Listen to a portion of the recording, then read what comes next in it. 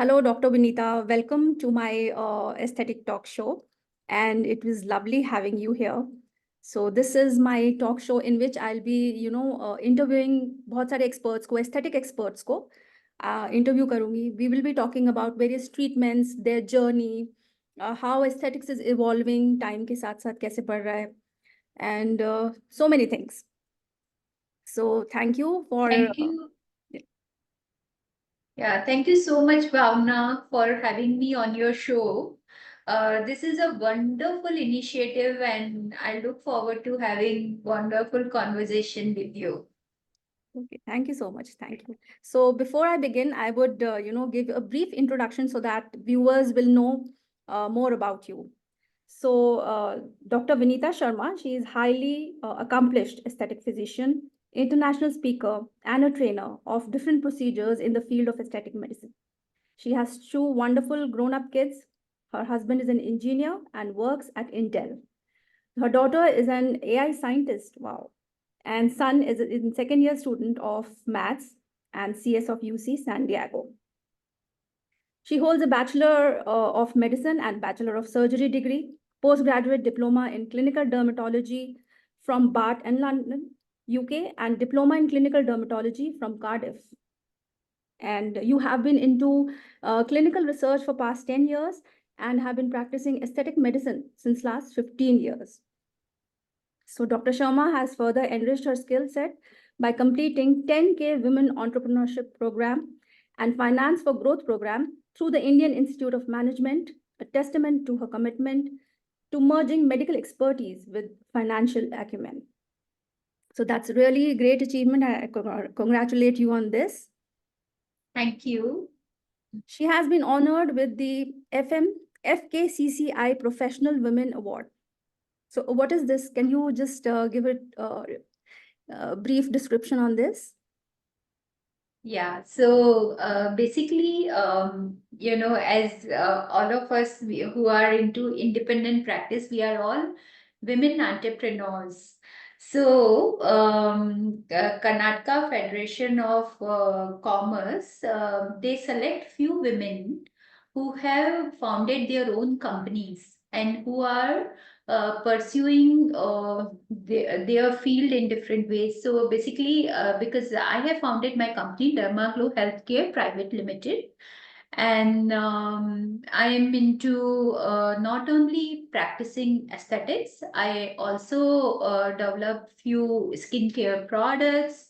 And along with that, I train different doctors, and I have created this platform for many different doctors to pursue aesthetics. So they had selected few women from different field, and I was part of that. So they had given this award for that. Oh, that's amazing. Wonderful. It must be inspiring for most of us. And you Thank you you. consider yourself as an eco warrior and practice sustainable living in your day-to-day life. So welcome on board. So Thank you. without any further delay, let's begin the questions. There are so many people who would want to know so many things from you. So my first question is that what it was that initially sparked your interest in aesthetic medicine and that led you to pursue a career in aesthetics? So basically, after marriage, I was in the US for many years. And I was working in clinical research field over there. So I was working at companies like Gilead Sciences or Genentech, where I was part of many different trials, phase 3 trials during that time. And once my husband, he got an opportunity in 2005 to relocate to India. And at that time, because I was pursuing clinical research and we needed to come back to India, so like in India, clinical research was still evolving. It was not highly evolved field at that time, and I needed to decide whether to continue my career in clinical research or pursue clinical field of it. So I decided to pursue aesthetic medicine at that time because I wanted my clinic to be close to my home, where I could work during my kids' school hours, and then I can take care of my kids along with practicing medicine. So since my childhood, I was very interested in field of aesthetic medicine. I remember, like when I was very young, I tried making essential oils because we had like many jasmine flowers around our home, and I read that in France they prepare essential oils using jasmine flower. So I tried making it. I failed miserably, but I was very interested in different plants and flowers and their healing capacity right from the beginning. And I tried making so many things on my own when I was young. And I was always a very keen observer when it comes to facial structure, facial features. It's just that I like looking at different people's different features. What makes someone unique in terms of their appearance, what is it which sets them apart from different people. So my keen interest in facial features or facial aesthetics or facial anatomy, plus at that time my situation was it that I couldn't join any hospital or practice actively because I wanted my working hours to be very limited. This seemed like a very good option. And when I was in the US, I had done one course in laser physics to understand how different lasers are applied in medical practice and what is the science behind it. So I had done that course in laser physics. So I felt confident enough to pursue aesthetics and buy many different machines based on my knowledge, and that's how I started my skin clinic. That's a wonderful journey, starting right from a natural instinct of having an inclination towards aesthetics, then further nurtured into laser physics, and then finally put all into application. So your career was, I think, destined to be into aesthetics. It was, yeah, Sounds just like by so. chance. But yeah, actually, like if I Look look back now. backward, yeah, I think it was always, I was always interested in this field. It's just that, because of certain situation, I pursued that path, and it was, as you rightfully said, maybe I was destined to be in this field. Yeah. So my next question is that what is the strangest analogy you have heard about anti-aging treatments? For example, in my clinic, I came across a person who told me that injectables are of no use. It's better to do Shirshasana instead of getting these done. No offense to our yoga. I myself practice it, Correct. but being a substitute for Botox, that was the strangest analogy I heard in my practice. So maybe Correct. in your vast experience, you must have come across similar instances. So if you would want to share something with us. Yeah, many time people they compare aesthetic physicians with beauticians, and they will say ki like, do you do hair botox, or do you do hair straightening treatment, or they feel that what we are doing is more related to these cosmetic treatments which are being done in different parlors. Yeah. Yeah. So I think we need to make people aware that what we are doing is basically evidence-based medicine. Though we are enhancing somebody's features, but it is based on our vast experience and knowledge. We do not recommend just for the sake of it. When we are doing it, we are doing it because we have been trained for many years in doing different procedures. And then when we do the treatment, there is scientific data. We inform people about each and every ingredient of let's say cream or medicine. We know what is the concentration of glycolic acid. We are Yes. not saying, oh, just use this cream from this plant and it will make you look fair. No. When we are using, let's say, glycolic acid or salicylic acid, we know the concentration of it, we know the efficacy of that product, side effects, possible side effect, and we guide people based on our scientific knowledge. Yeah.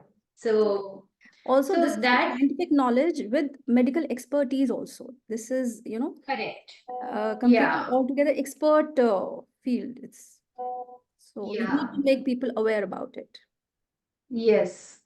That we are not beauticians, we are Yeah. not cosmetologists, we are aesthetic physicians, and we do, and like if we think about it, I have no knowledge of makeup or how to apply eyeliner, eyelashes, or how to do hair coloring and all. We are not dealing with all that. We are Same dealing here, with medical ever since childhood, if I wear makeup, I feel very underconfident and I've never been fond of makeup.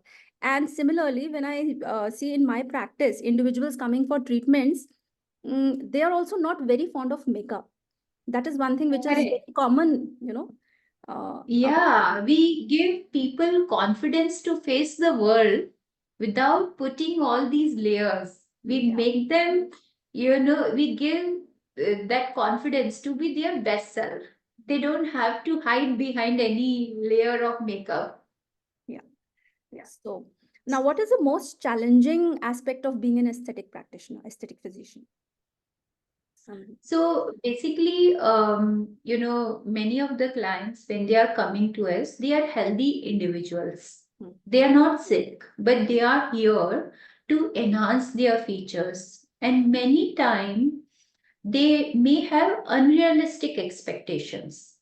yeah, Sometimes they may have some body dysmorphia issue, maybe lack of confidence, or something else which they are trying to hide or suppress by enhancing their look. But those internal issues are not fixed just by fixing their external appearance. right. So as a physician, it's our job to identify those underlying psychological concerns or issues and guide people accordingly.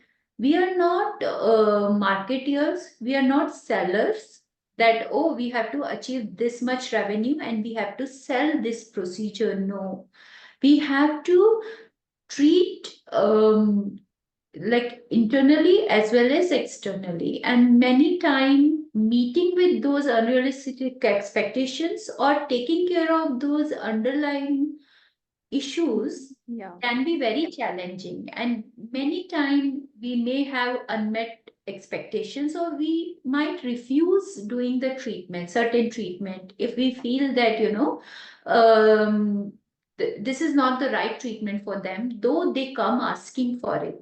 think for it. I'll give you an example. Yeah. There was one very young girl. She came to me and she said that she wants Q switch laser Hmm. on her entire back because she had many pigmented spots due to acne. Acne was gone, but her entire back was full of those marks. Then she said she also wants it on her arm, she wants it on the face, Hmm. and she said do it right away. So I told her that Q switch laser is a procedure, it's a serious business. It cannot be asked just like a facial that, oh, please do it. You need to prepare the skin well. It is an expensive procedure and it's not going to give you long lasting result if you're just doing one session, because it's a process Hmm. and you need to do multiple sessions. So I advised her, instead of doing, because it's a large area, she was very young girl, she had just joined the job. I thought financially it will be very expensive for her. So I advised her to prepare the skin well, do microdermabrasion, which is exfoliation of the skin, then like preparing her skin with certain topical application, and then if need be, we can do the treatment later. Yeah. So I refused to do Q-switch laser. Okay. So she agreed to do microderm. She bought some creams, and then after some time she wrote a negative review Mm. that she demanded certain procedure. I refused to do it, and she was not happy about it. Mm. So many times it's very difficult to deal with such Yes, expectations. yes, yes. Nowadays, I have even people coming into my clinic asking for, 1 ml of filler, 20 units of Botox. Like these are the demands. So this is something which I feel very challenging to deal with. Correct.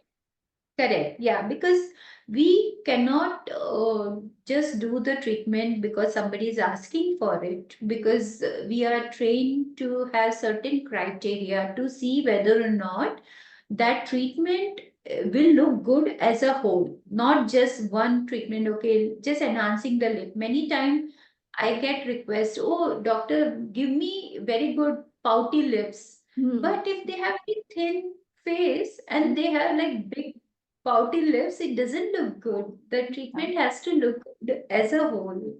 Right, right. So that is, even I feel something, meeting up with expectations. That is a very big challenge. Mm. Yeah. What is your favorite treatment for your glowing skin that you get done regularly?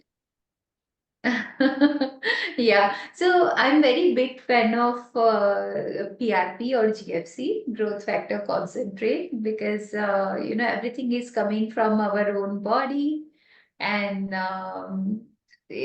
are no side effects other than pain, and I like it and I do it regularly.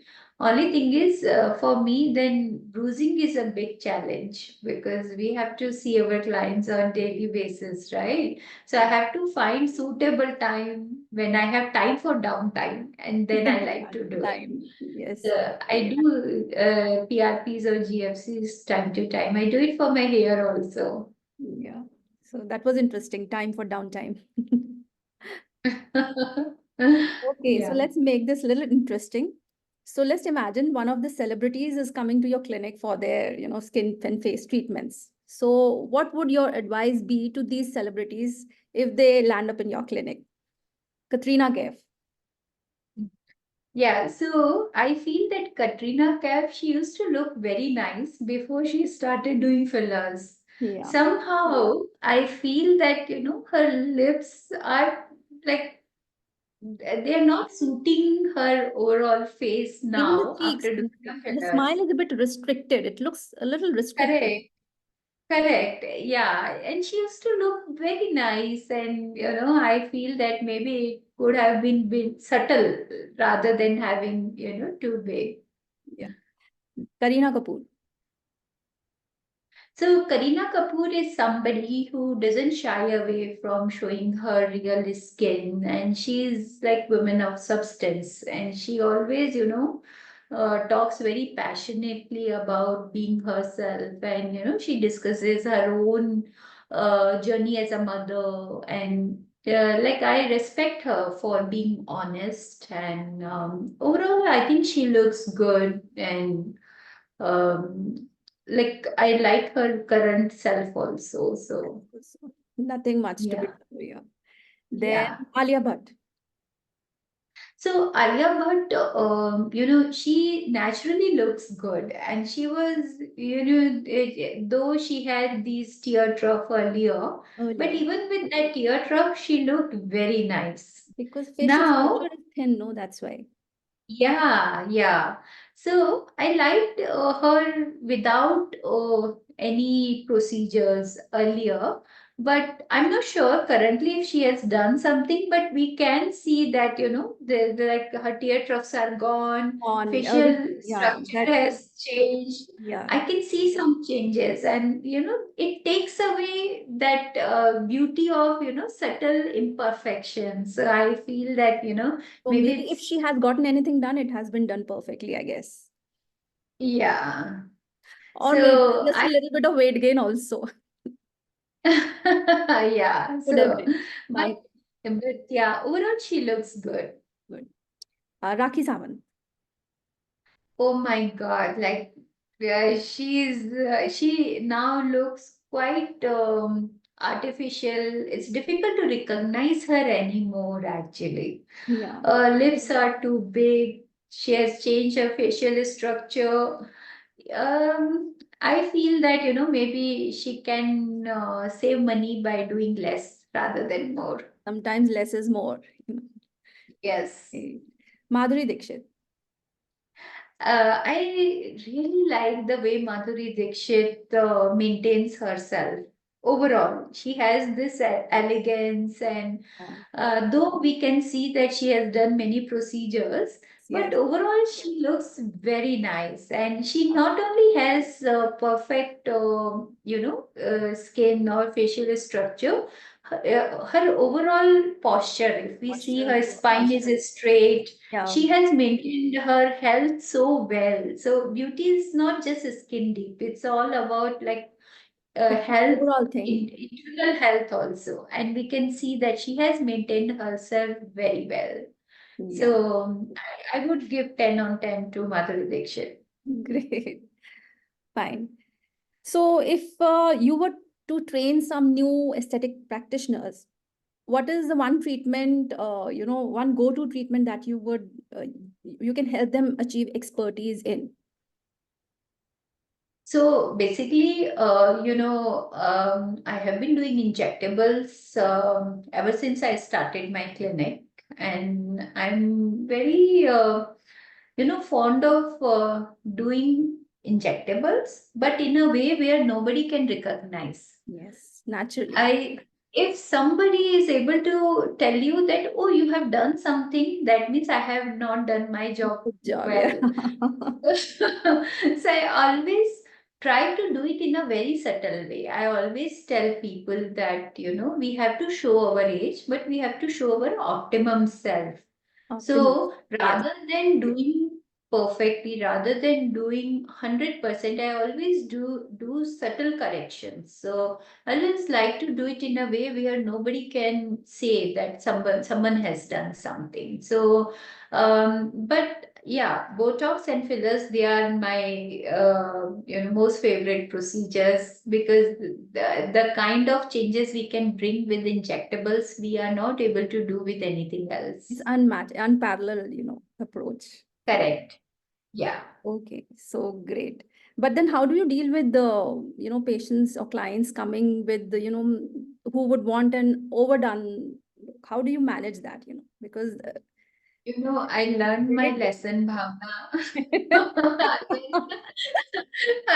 I actually, there was one client for the same reason, because they know if they come to me, I'm not going to advise them something which I don't think is right for them. So they like the approach. Yeah, great. So now, what is the one treatment? No, what is one another thing? What is the most underrated and most overrated treatment in aesthetics being practiced in clinics and various outlets nowadays? Yeah, so I feel that most underrated would be maybe haifu. Nowadays, there are like so many people who are looking for non-surgical immediate facelift, Yeah. but they are not aware of something called high intensity focused ultrasound, which can give them that non-surgical mild to moderate facelift, which doesn't have any downtime. Yeah. So I feel that, people, if they are aware of it, maybe, they can inquire about it more. The most overrated treatment, I would say, will be maybe um, yeah, I think whatever we do in our practice, we suggest based on, but yeah, every treatment we do has its own place. But maybe microneedle RF. There are so many newer devices with microneedle RF, and they claim to give very good facelift or very good skin tightening, but Yeah, many times the results are not up to the mark. up to the mark. So they raise the expectations too high. Correct. Yeah, because if devices are very expensive, we have to charge accordingly. Accordingly. But if you are not able to deliver the result Yeah, up to the payment, then people feel disappointed. disappointed. So, fine tuning the expectations, I guess, is the major challenge, be it injectables, be it devices or anything, I guess. Correct. That's so true. In your practice, what would you answer to this question, See, what I Bhavna? feel is underrated treatment is like PRP because it is something like jack of all trades and master of none, although, but then it can, Mhm. cater to most of the concerns on the face, aging face, because nowadays we are not aging, we are mostly healthy individuals. How Mm, I look in my 50s is not how my mom or my grandmom used to look in their 50s. So we are mm, basically a well-maintained generation. So, correct. and most overrated is what I feel is hydrofacial. Hmm. Yeah, I don't understand the concept, because if I can do some skin boosters, why should I go in for that? So that is what I feel. correct. So it's like, personal experience, maybe. Yeah. So I think you are absolutely right. I also have hydrofacial machine and we do the treatment. And these are very expensive procedure because of the device itself and the serum. Yeah, the Those serum. are very expensive products and we have to buy and when because we have to charge accordingly because we are paying so much money for the treatment, so it sets that unrealistic expectation. And if we are not able to match that unrealistic expectation, then people are disappointed. So So basically, I think at you the are back end, it is absolutely not the treatment, it is the skill of the doctor to, give the hmm, results, yeah, and not the treatment correct. standalone. I totally agree with you. Yeah. So I guess that brings us to the end of this conversation, and we'll catch up for more and some more interesting topics we'll discuss in future. So thank you Yeah. for now, Thank you. and it was lovely having you in my show. Thank you so much, Bhavna. And I really enjoyed our conversation and I look forward to many more conversations on your show in the future. Absolutely, absolutely. Thanks for having me. Thank you. Thanks a lot. Bye. Take care. Bye.